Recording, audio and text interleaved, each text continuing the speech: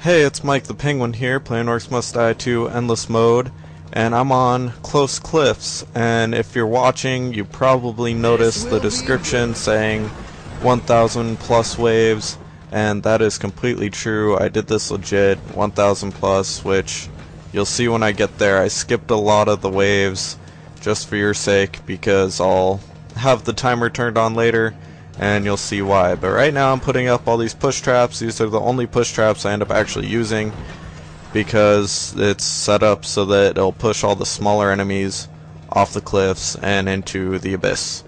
So those are the only ones I end up using. And then I'm putting up tar, and the tar obviously to slow down enemies so that they get hit by the push traps. I'm gonna be doing like a checkerboard style all the way down eventually, and having like the flip traps and the spores checkered throughout it also. But right now, just setting up a basic setup to take care of the enemies, and all these push traps should be good. They only will push the smaller enemies and like earthlings, no earth elementals or earth lords, no mountain trolls and such. Not even ogres, so they'll only push the smaller of the smaller enemies and gnolls. They've got the extra range, so that they'll hit stuff out farther, and instead of stunning enemies or bigger enemies, I went with the extra range because obviously it's the key thing that I'll be using to take out the smaller enemies.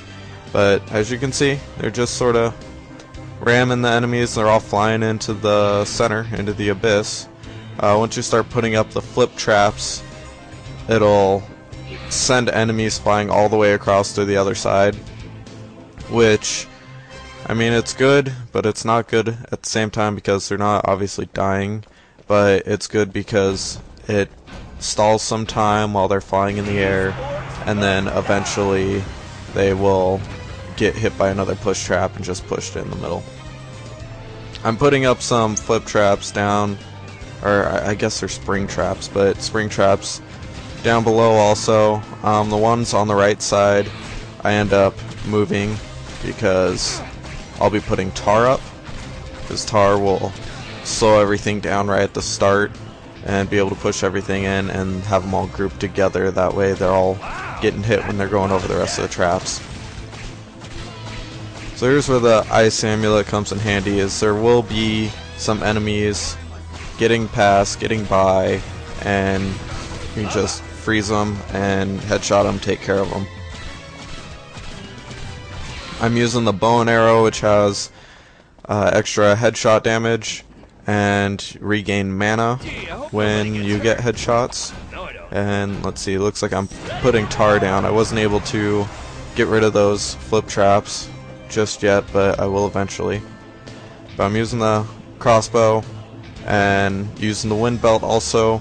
Obviously, that way I can blow enemies over the edge and kill them that way. It works no matter how much health the enemy has, but still it'll only really work on the smaller enemies. I actually didn't know, because I had never read what the secondary ability for it was, and I had never known that you could actually pick up enemies until I started playing this. And then even after that, I didn't know that you could pick them up and then use the regular blowing ability to just sort of send them flying. And it's really useful, especially in the later rounds. The later rounds you might see, but I end up freezing enemies, and then I'll pick them up and just throw them off the edge, because once you get to high wave, very high wave, enemies will just hit you once and you'll die. But as you can see, I've got some tar up. This is where I start putting the spring traps down. I don't remember, I think I opt not to put up the spring traps right here, and instead, because I know that it's wave 4, you're gonna start having other enemies, bigger enemies, start to come out, and so if anything does actually get up here, I want some spores just to take care of anything drastic that might try and get through. So I put up some spores. I don't have that whole bridge blocked off, something could still run directly through the middle in between the spores and get through, but either way, I've got something there. So I'm also using the scavenger trinket. I don't normally use it, but this time I am, because once you do get to the later rounds and different things, you'll need extra money. You'll need to be getting more money. It's more effective right now and into the, I'd say, 20s, when instead of like 1 you'd be getting 5. But I've got that full upgrades, and now I'm also using the mana rage, which I always use the mana rage because in tight situations it always helps to use that with the ice amulet and just be able to freeze stuff, or use like a super freeze and get headshots and be able to super freeze again. Or if you end up missing an enemy with it, it's just really helpful to have. I don't end up using it a whole lot. I think I might use it once, maybe. I don't remember. But it's something that I like to use just because of the extra mana that it gives the War Mage. I've never tried it with the girl, actually I've never even played as a girl. But still, I know that she has extra mana anyway, so I don't know what it would do to try and help her at all. I don't think she really needs it. But anyway, spring traps have the lift heavier enemies instead of reset, and then I've also got the push traps, as I said, have the extra range for it. The spores have reset faster instead of the Cobalo runners, whatever they're called. Instead of them being more dangerous to enemies, I've got it so it resets faster. Oh, hey, look, it's money bags. And then Tar is extra slow. I've got the healing trinket, which has both of the effects for that, but I don't even remember a time where I used the healing trinket. I probably didn't even need to put that in there, because really, if you have the wind belt and you have the like suck health thing away while you're holding an enemy, you probably don't even need the healing trinket. So if you want, you could probably get rid of that for something else. So it's up to you. I'm just trying to help people get 5 skulls. You don't necessarily need to do like 1,000 waves. Eventually, at some point, I end up having enough spores and different things to a point where I don't actually even have to play. You can just set it down and it'll go by itself, and the spores will take care of things, and the enemies will just attack each other, which is what you need to do because you can't do any damage to the enemies at that point anyway. So a runner got through. I had gotten a spore up, but it didn't help too much. I really don't want to have enemies using the spores, and so I'm trying to take out as much as I can.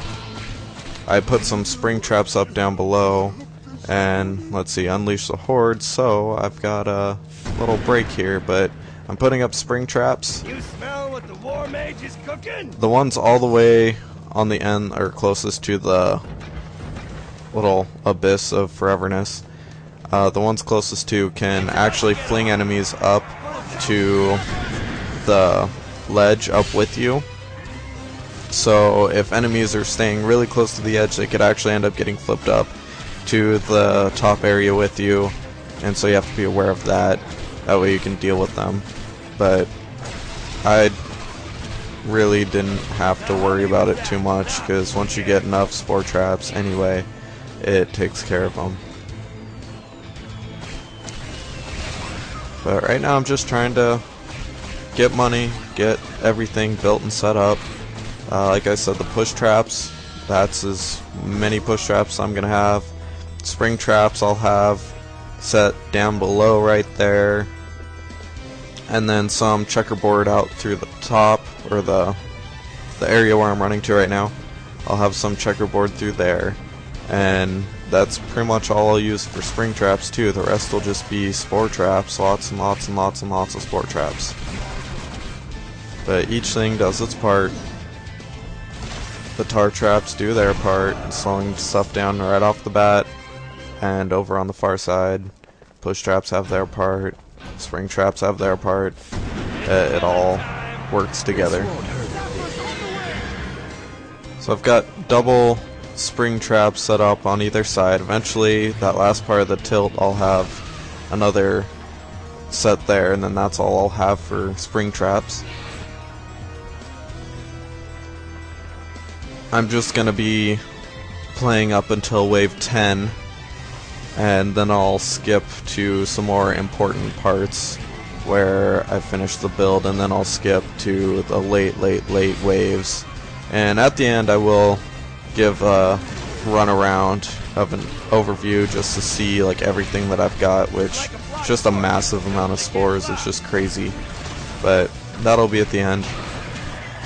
I still have a ways to go, and like I said, I'll have a timer up so you can see how long it took. A lot of it was just me pretty much setting down the mouse and just standing in the back and letting the enemies go through.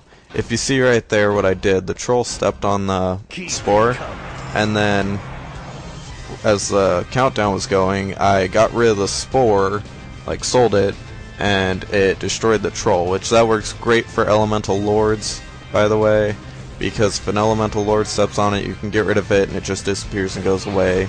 You don't have to worry about smaller versions. It just takes care of them right there, just like that.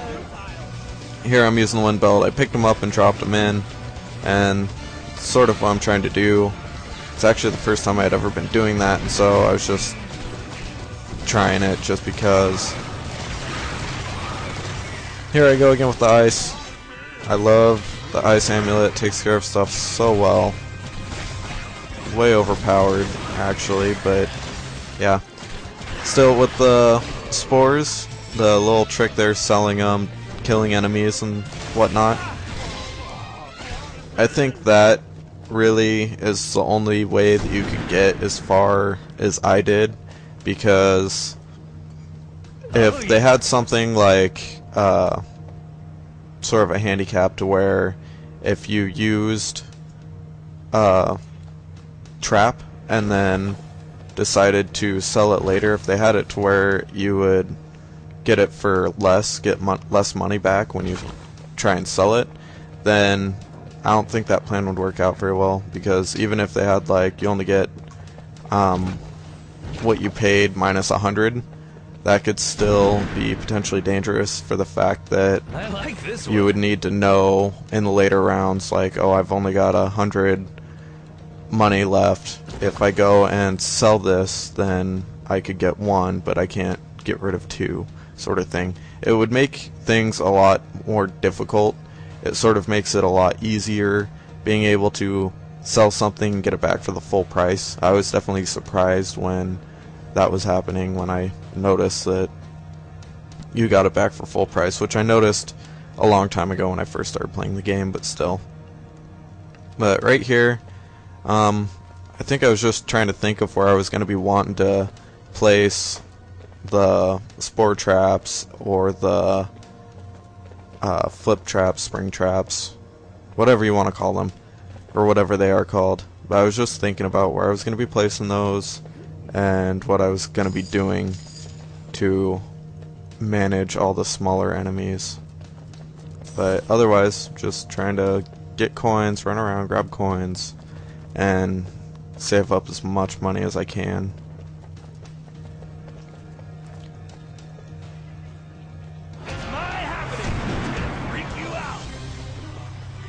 And then also what I was doing was, I do that a lot where I'll go and I'll wait for the scavenger trinket to get done, like reloading. That way, right after a wave starts, I can use the scavenger trinket and get as much money as I can, because it still refreshes while you're waiting for just you to start the wave for the Unleash the Horde part.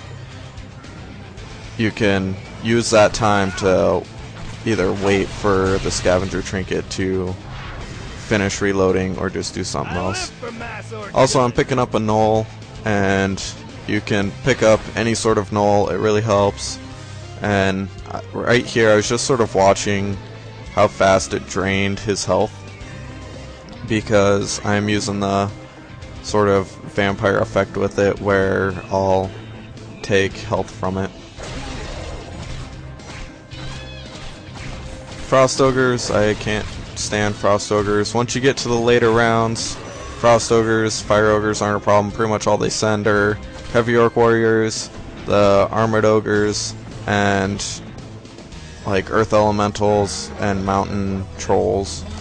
And then every now and then they'll send a Troll Grenader or Grenadier and Gnolls and some Kabbalah runners, not even the exploding ones. So they really cut back on what all they send. They don't send mages, they don't send the little bomb guys, they don't send any fire elemental ogres. It's just the same stuff over and over again. And they don't even send out money bags after a certain wave, so I didn't really notice he was gone until he was completely gone. And we kept going to like wave, I don't know, 210 and 250, and then I'm like, wait, money bags, I haven't seen him in forever. So anyway, I'm skipping ahead a little bit to me just sort of tarring up everything, and I'll skip again to me adding in other stuff just so you can see exactly how I've got things set up.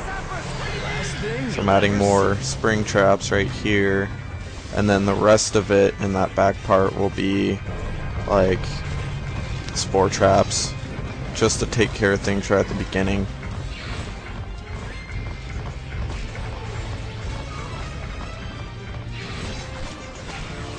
So I think I played through a little bit. It's so weird seeing that I'm doing so much damage by headshotting like an Earth Lord, because in the later rounds you do virtually no damage to any enemies whatsoever, and they can just hit you once and you're gone. If you haven't guessed by now, this is a post gameplay commentary. I really didn't want to like play through the whole thing and have like a 20-hour commentary of me either just sitting and watching or playing through this. And I really wouldn't want to try and put up a super long video anyway, because that just wouldn't be any fun, considering it took a very long time. And there were times where I just paused the game and like slept and then came back the next day and started it up again. But anyway, right here I'm gonna get the last of my spring traps. Right here. And then after that, it's pretty much just getting spores everywhere, and figuring out where to build up your spores from, starting with the bridge usually, but it's pretty much what I do is I end up building out the bridge and then a little bit past it and then down the ramp. I put it there and I decide not to, because I didn't really remember. I wanted to put stuff up in a pack, but here I'm going to be skipping ahead to wave 1000. At least I think 1000, maybe 100, and then 1000. Yeah, here's wave 100. So I've got a bunch more spores down here below, sort of got them tiered up because enemies will go through, and then I've got a ton of spores up top, spores over on the right side, and then of course I've got spores up in the front where the bigger set of enemies and smaller enemies come out of. I grew the spores more to the right side because the earth elementals pretty much come out the right side there. Let's go. Time to go to work. Treat time. Skipping ahead, here's wave 1000 with a ridiculous amount of spores everywhere, and I just sort of shot this little thing because I made it to wave 1000, and at this point in the game it just plays itself. You can't do any damage to anything.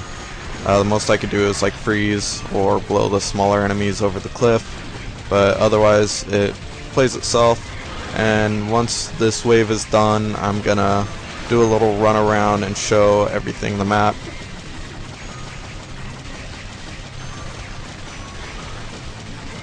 But for right now, just shooting, waiting to go, and I had gotten spores everywhere, and if I haven't said that enough, they're really, really useful.